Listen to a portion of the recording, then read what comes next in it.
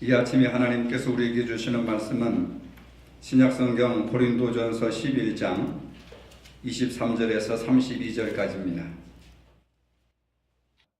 내가 너희에게 전한 것은 주께 받은 것이니 고 주 예수께서 잡히시던 밤에 떡을 가지사 축사하시고 떼어 이르시되 이것은 너희를 위하는 내 몸이니 이것을 행하여 나를 기념하라 하시고 식후에 또한 그와 같이 잔을 가지시고 이르시되 이 잔은 내 피로 세운 새 언약이니 이것을 행하여 마실 때마다 나를 기념하라 하셨으니 너희가 이 떡을 먹으며 이 잔을 마실 때마다 주의 죽으심을 그가 오실 때까지 전하는 것이니라.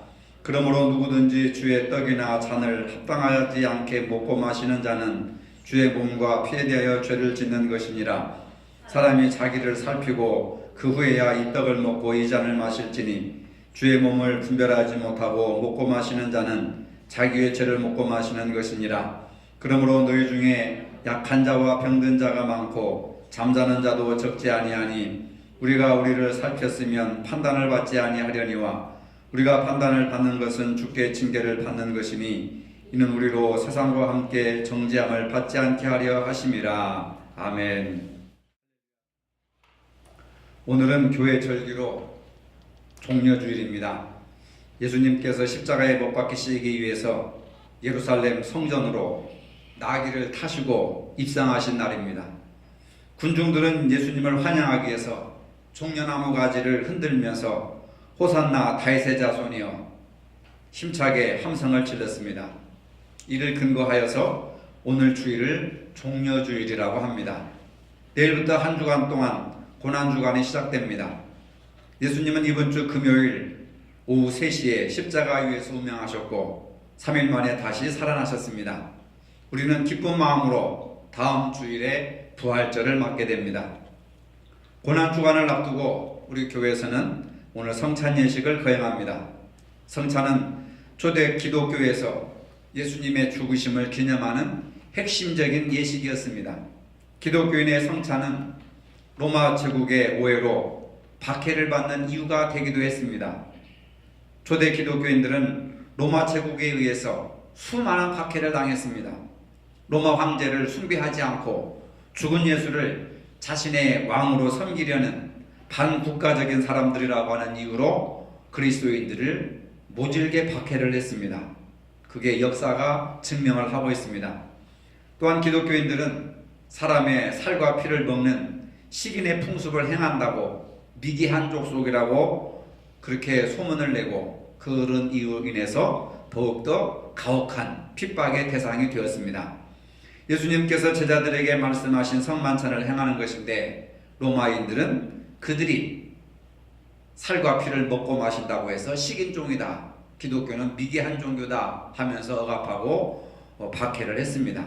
하지만 초기 기독교인들은 그러한 박해를 받으면서도 성만찬을 포기하지 않았습니다. 왜냐하면 예수님께서 직접 행하신 예식이기 때문에 그렇습니다. 오늘 말씀은 예수님께서 제자들과 함께 마지막 만찬을 하시면서 성찬을 제정하신 장면입니다.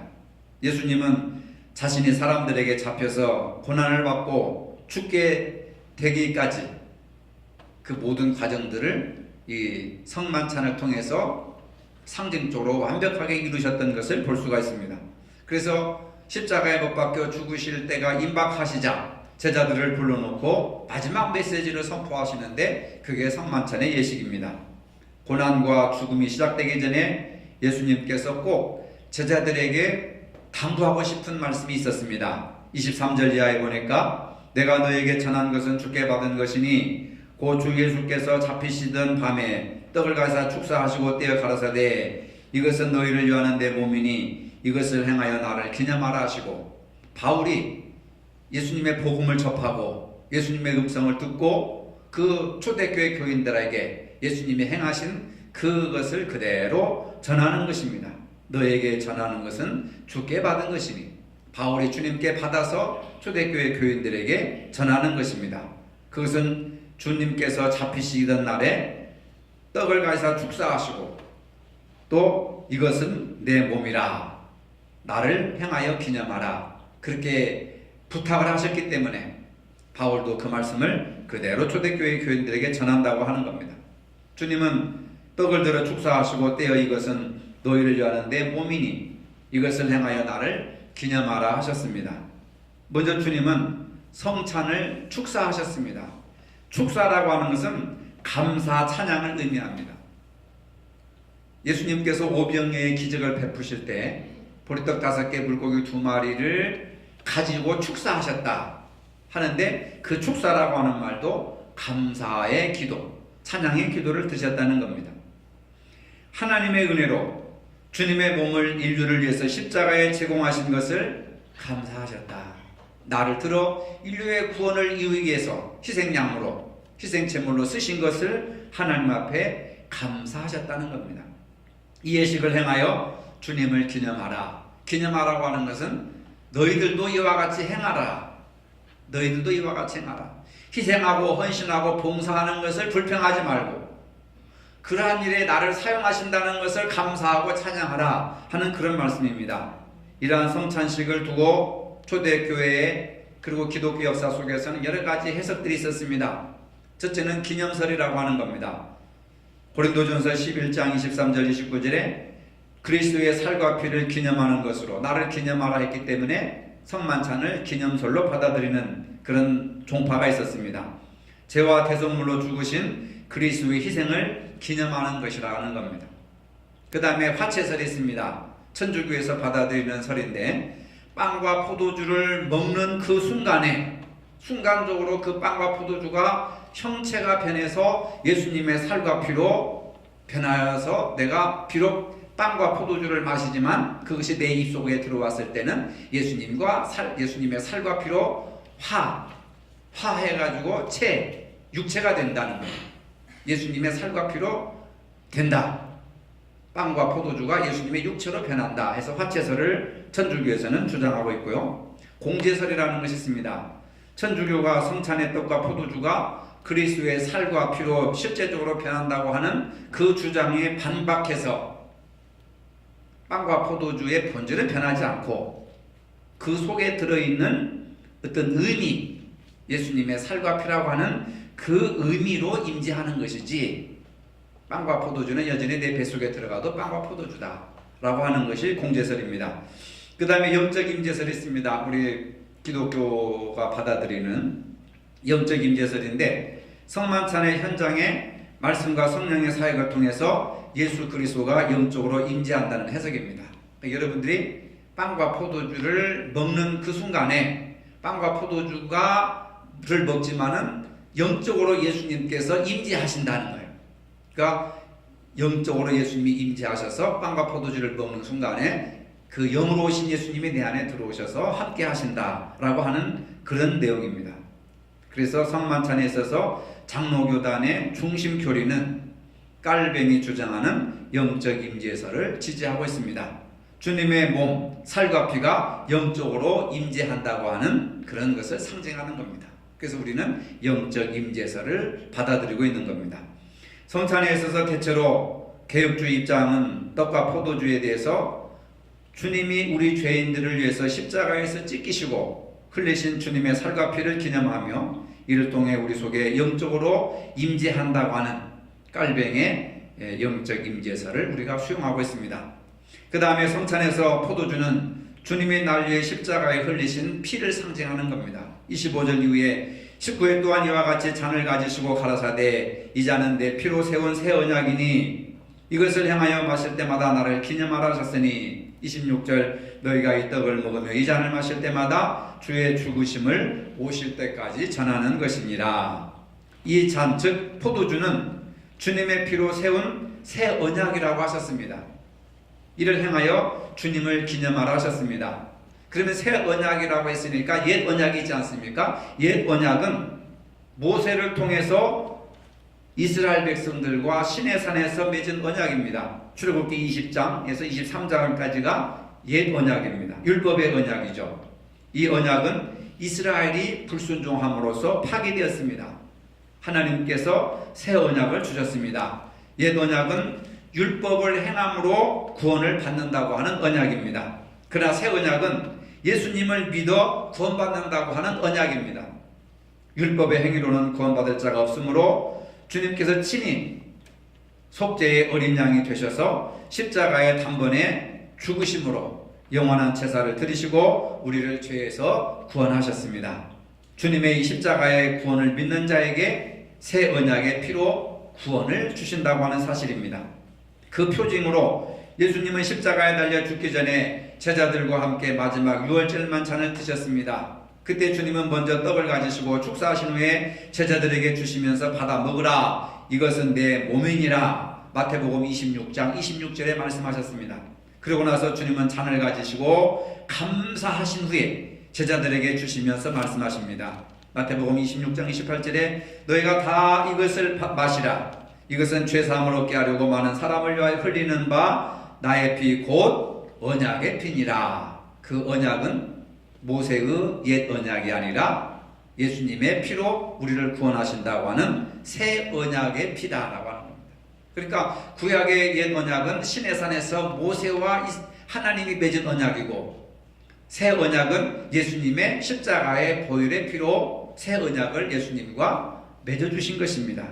마태는 이 잔을 언약의 잔이라고 부르고 있고, 누가복음 22장 20절에 누가는 이 잔을 예수님의 피로 세우는 새 언약이라 이렇게 말씀하고 있습니다. 이러한 예수님의 증언을 따르면 예수님의 마지막 유월절 만찬은 바로 새로운 언약이 수립되는 언약식이라고 하는 겁니다. 여기에서 예수님은 자신의 피가 백성들의 죄사함을 얻게 하고 많은 사람들을 구속하기 위해서 흘리는 새 언약의 피라고 소개하고 있습니다. 그래서 지금은 율법 시대가 아니라 복음 시대, 새 언약 시대, 구원의 시대라고 말하는 것입니다. 새 언약의 피는 우리 죄를 씻어주시는 언약의 증표라고 하는 겁니다. 새 언약인 주님의 피를 상징하는 포도주는 우리의 죄를 씻어주는 증표로 상징하는 겁니다. 이를 향하여 우리는 주님의 구원의 은혜를 기념하기 위해서 성만찬에 참여하는 겁니다. 주님의 성만찬에 참여하는 자들은 이 새 언약에 동참하는 사람들입니다. 주님 성찬은 주님 살과 피가 우리 몸에 영적으로 임재한다고 하는 예식입니다. 그리고 성찬은 회개와 거룩함으로 합당하게 임해야 되는 겁니다. 27절에 이후에 그러므로 누구든지 주의 떡이나 잔을 합당치 않게 먹고 마시는 자는 주의 몸과 피를 범하는 자가 있느니라. 사람이 자기를 살피고 그 외야 이 떡을 먹고 이 잔을 마실지니 주의 몸을 분변치 못하고 먹고 마시는 자는 자기의 죄를 먹고 마시는 것이니라. 합당한 성찬식이라고 하는 것은 초대교회가 가졌던 성만찬식에 문제가 있었습니다. 식사시간과 성만찬이 동시에 이루어졌기 때문에 초대교회의 식사시간과 성만찬이 부자와 가난한 사람들을 갈라놓았습니다. 언젠가도 설명을 했지만 부자는 많은 재물과 많은 음식을 가지고 와서 배불리 먹고 자기들만 즐기는 잔치가 되고, 가난한 사람들은 먹을 음식을 가져오지 못하고 외면당하는 일이 있었습니다. 그래서 교회가 분열된 위기가 있고 어려움에 처했을 때 바울이 그것을 단호하게 말씀하시는 것이 오늘 본문의 내용입니다. 주님의 성찬에 참여하는 것이 아니라 죄를 짓는 그러한 형식이 되고 말았습니다. 고린도 교회는 하나됨의 교제에 있어서 부자들이 가난한 자와 약한 자를 돌보지 않았습니다. 성찬식의 참된 의미는 뭐냐? 예수님의 살과 피를 나누는 것이고, 살과 피는 예수님의 생명을 말하는 겁니다. 예수님의 생명을 받아 마셨으니 너희들도 사람 차별하지 말고 너희들의 생명 같은 재산과 생명 같은 시간과 생명 같은 귀한 재능과 달란트를 나누고 베풀어라 하는 그러한 예수님의 마지막 당부의 말씀이 들어있습니다. 주님의 몸과 피를 범하는 죄를 짓지 말아라 하는 겁니다. 예수님의 살과 피를 먹고 마시면서 아무것도 나누지 못하는 것은 주님의 살과 피를 죄짓게 만드는 것이다 라고 하는 겁니다. 그래서 우리는 주님의 살과 피를 기념해야 하는데, 성찬에서 떡은 주님의 난리에 십자가에서 찢기신 주님의 살을 상징하는 것이고, 성찬에서 포도주는 주님의 난리에 십자가에 흘리신 보혈을, 피를 상징하는 것이고, 살과 피를 먹고 마시는 우리들은 회개와 거룩함으로 합당하게 임해야 된다라고 하는 것입니다. 성찬예식을 통하여 주님의 난리에 십자가에 찢기시고 흘린 살과 피를 기념하면서 날마다의 삶이 성찬을 통한 주님의 살과 피의 영적인 임재가 충만하여 주님의 참 제자가 되고 하나님께 영광을 돌리는 복된 삶을 누리시기를 주님의 이름으로 축복합니다. 거룩하신 아버지, 우리를 죄에서 구원하시기 위해서 인간의 몸을 입으시고 이 땅에 오셔서 죄인들을 친구로 맞아주시고 구원하신 주님, 마지막 살 한 점 피 한 방울 아끼지 않으시고 흘리신 그 위대한 희생과 사랑을 본받아 오늘 저희들도 거룩한 성만찬 예식을 앞두고 있습니다. 주님의 살과 피를 먹고 마심으로 주님 내 안에 오셔서 영원히 왕권으로 다스려 주시옵소서. 예수님 이름으로 기도합니다. 아멘. 229장 1절 2절 부르시면서 우리 성찬 예식, 우리 장로님 나오셔서 성찬 예식 준비하시겠습니다. 사랑하는 교회 여러분, 이 성찬은 그리스도를 기념하여 그가 다시 오실 때까지 그의 죽으심과 사심을 기념하는 예식입니다. 우리로 악한 죄를 이기게 하시고 모든 고난에서 더욱 굳세게 하사 우리를 강하게 하시고 책임을 감당케 하며 믿음으로 이 세상을 살게 하시고 마음의 평안함과 영생의 소망을 확실하게 하는 그런 유익한 예식입니다. 이제 우리는 베푼상을 통하여 그리스도 앞으로 나아갑니다. 기도합니다. 은혜로우신 하나님, 지극히 자비하셔서 독생성자를 보내시어 사람의 몸을 입게 하시고 예수님께서 우리 죄를 대신하여 십자가에 죽으심으로 우리를 구원하여 주심을 감사합니다. 주께서 단번에 자기 몸을 들이사 온 세상의 죄를 속량하시고 완전하고 거룩하신 희생의 제물이 되사 우리의 고통을 대신하여 죽으심을 기념하는 성례를 세우시고 다시 오실 때까지 예식을 행하라고 분부하셨습니다. 부족한 저희들이 주님의 고난당하심과 보배로운 피를 흘려 죽으심과 큰 권세로 부활하여 영화롭게 승천하심을 기념하고 영생의 떡과 구원의 잔을 받고자 하오니 이 시간에 함께하여 주시옵소서. 예수님의 이름으로 기도합니다. 아멘. 주 예수 그리스도께서 잡히시던 밤 떡을 가지사 축사하시고 떼어 주셨습니다. 저도 지금 주님의 이름으로 이 떡을 나누어 드립니다. 찢기신 몸을 기념하며 주님의 떡에 참여하시기를 바랍니다. 이것은 나의 몸이라 너희를 위하여 준 것이니 행하여 나를 기념하라 하셨습니다. 사랑하는 주님이 세우신 이 성찬을 베풀고 우리도 떡을 떼고자 합니다. 그리스도의 찢기신 몸을 분별하게 하시고 우리 내 나눈 이 떡이 영생의 떡이 되게 하여 주시옵소서. 예수님의 이름으로 기도합니다. 아멘.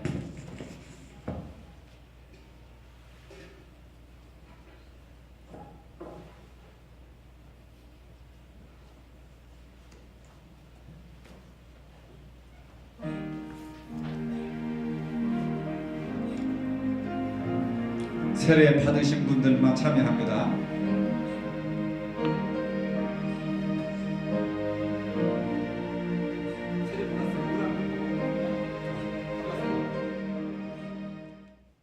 식후에 주께서 잔을 가지사 축사하신 후에 이 잔은 나의 피로 세운 새 언약이니 많은 사람의 죄사함을 위하여 흘림이라 하셨습니다. 우리가 이 잔을 받을 때 합당하게 믿음으로 언약의 축복이 새로워지기를 바랍니다. 거룩하신 주님, 저희가 주의 잔을 나누려 합니다. 흘리신 보혈이 우리로 영생에 이르게 하여 주옵소서. 주님의 사랑 본받아 서로 사랑하게 하시고 우리의 잔이 언제나 넘치게 하여 주시옵소서. 예수님의 이름으로 기도합니다. 아멘.